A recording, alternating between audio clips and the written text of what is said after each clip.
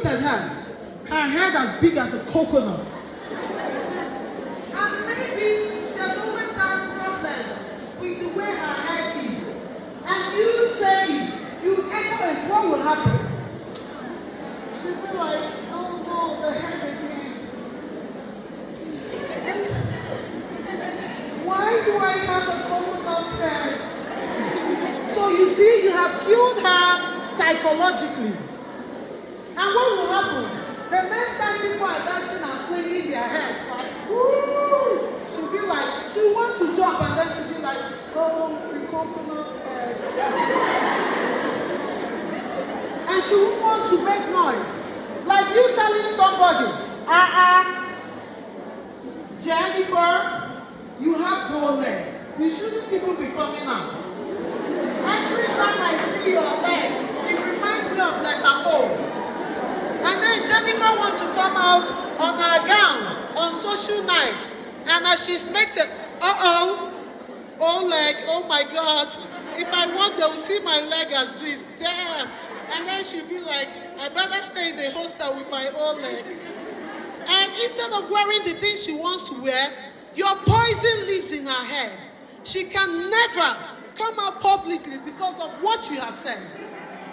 And you have forgotten that bow leg, people do shakara with it. If you manage it very well, she'll be like, there, girl. You know?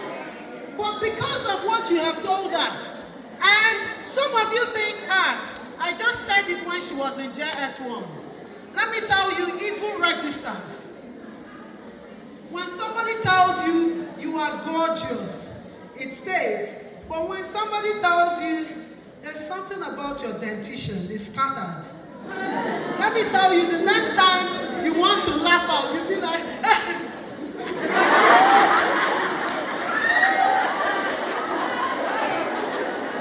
do you understand me? It's like somebody telling you, oh, you don't look good. Maybe somebody says, you sing very well. And you're like, no, thank you so much. And then she says, but your shape is not nice. Wow.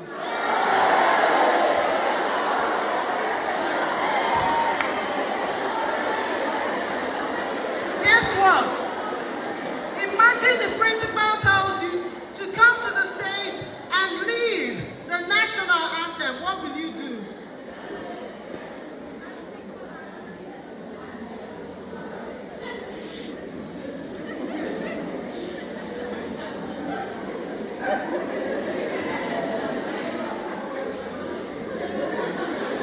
What has happened?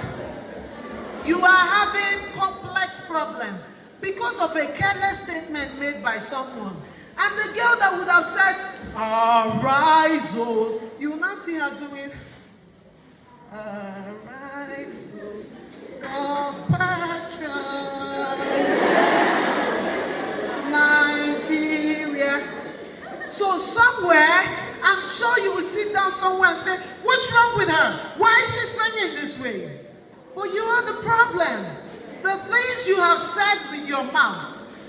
So I'm asking you today, I am asking you today, whatever you would not want someone to do to you, do not do it to your junior, your equal, or your peer.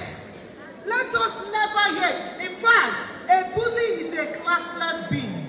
What did I say? A bully is a classless being. Yes, you're classless. You're ordinary. You are a tout. You belong to the street. If you actually belong to Fggcl Enugu, where I finished from, you must be sensitive to the feelings of others. You must understand that you were once in junior class. That they have a tendency of being disorganized. They have a tendency of not knowing what to do. You know the Igbo adage, Onye amaghị ibe megini izia. Onye amaghị ibe izia.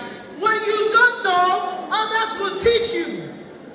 So you don't say, she's my junior.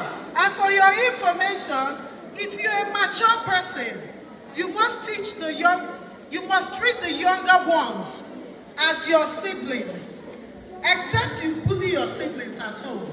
When you love somebody, you are seeing her, and I want you to help me carry this bucket. And she said, Senior, please, my hand hurts. I can't do it. What do you do? If it were your sibling, you would say, please get away, let me carry the bucket. True or false? That's the way you should treat that junior in your class. Let me tell you, when you do this, it will never be forgotten. Now, I was telling you the impact of bullying. I told you number one is what? It reduces self-confidence. Number two, it causes trauma. Trauma to the brain, to the psychology. Now, let me tell you people a short story. I told you I finished 2000. I went to a place called ShopRite in Enugu. I saw one of my juniors, and they happened to have a shop there.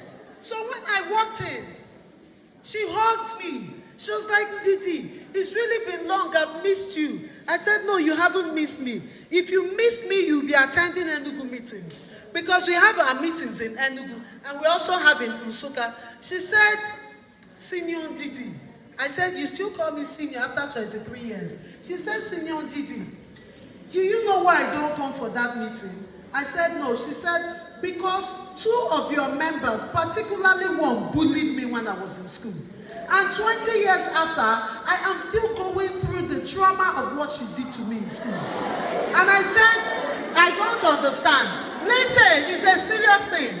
It's a serious thing we're talking about. And she told me, Senior Didi, I am waiting for that senior. Anywhere I see her, I will murder her. That's what she told me. And she told me, I have sent people to look for her address. And when I find her, I hear she has an only son. I will attack the son. Do you understand me? So when you bully people, hello, are you listening? Don't think it ends here. It doesn't end here. You will do it and forget. But the person you have done it to has not forgotten.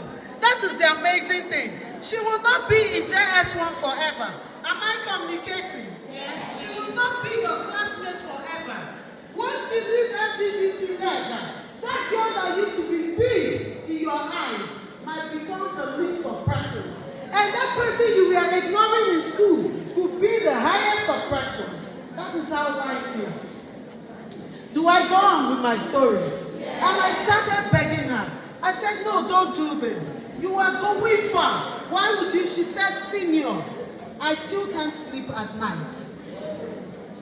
Senior, I still can't sleep at night. That thing she told me, every time another person says it, I fight the person because I see the senior in that person. This experience is not just coming from her. We have up to 10 cases like that, true or false? True. We can't all be lying at the same time. These were things people did 10 years ago. And what happened? I happened to see the person she was talking about. She walked into ShopRite with her son. And I distracted her. I ran to the person. I said, run for your life. She said, why? I said, you remember that girl you punished in school then? She said, yes. I said, she's coming after you and your son. She said, no, that was in school. It was a school experience. I said, that's what you think. You think you did it and left it there. She didn't leave it there. She is coming after you to have a revenge. And I said, run for your life.